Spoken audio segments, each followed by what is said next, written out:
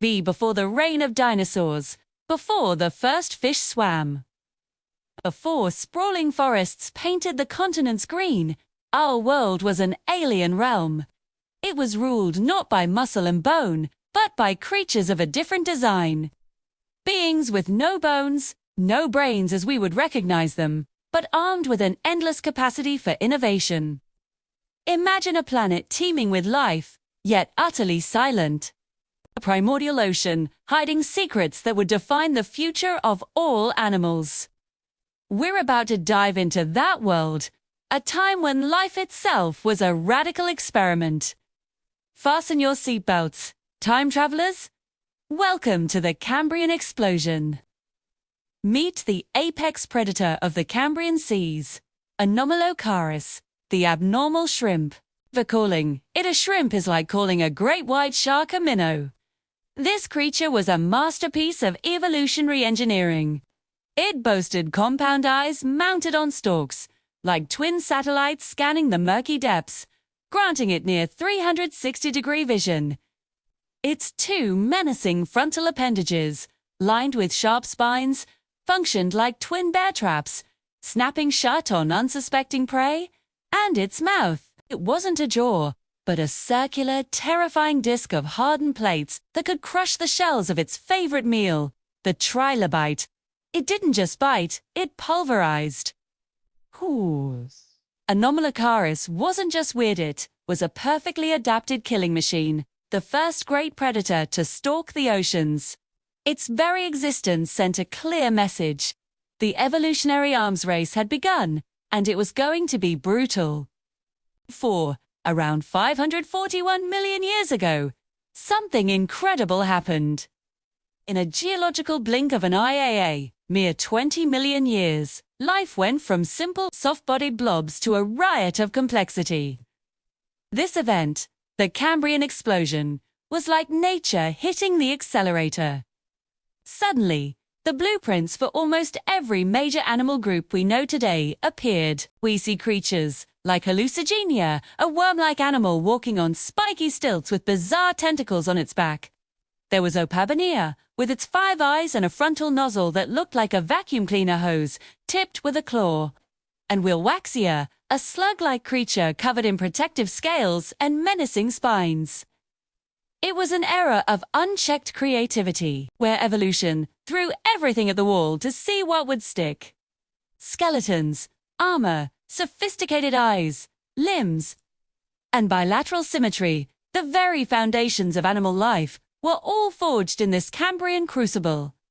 The world went from a quiet pond to a bustling, chaotic metropolis of life, seemingly overnight. While bizarre creatures came and went, one group didn't just appear, it prepared for world domination. Enter the trilobites. These weren't just simple sea bugs. They were pioneers that set the stage for an empire. For over 270 million years, that's longer than the dinosaurs, trilobites thrived. They were the first animals to develop complex, crystal-lensed eyes, an invention that changed how life perceived the world. They were social creatures, moving in vast swarms across the seafloor, migrating, molting their shells, and leaving behind a fossil record so rich it reads like an epic novel. Some burrowed, some swam, some were predators, some were scavengers. They adapted to nearly every marine niche available, from shallow lagoons to the deep abyss. They were the ultimate survivors of their time, a testament to a winning design that would echo through the ages. The bug empire had begun. So, what was their secret?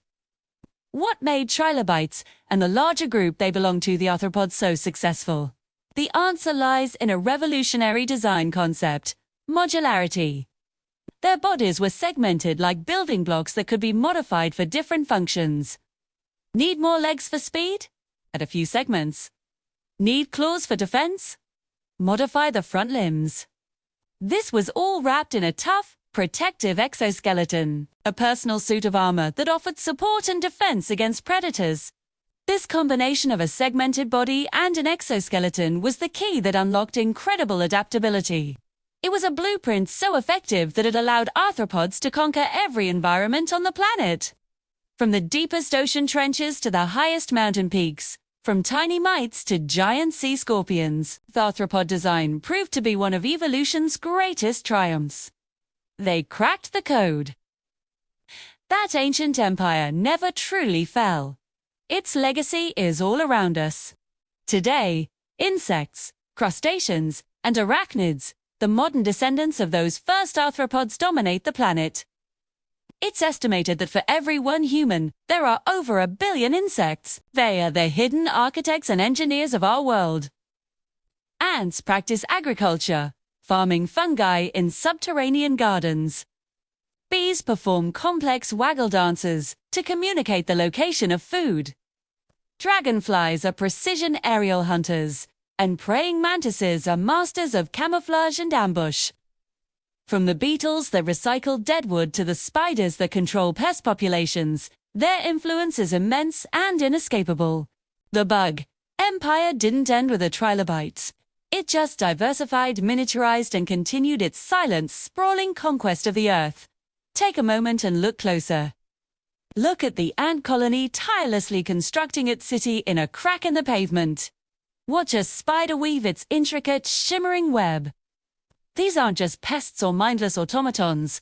They are the inheritors of a half-billion-year-old dynasty.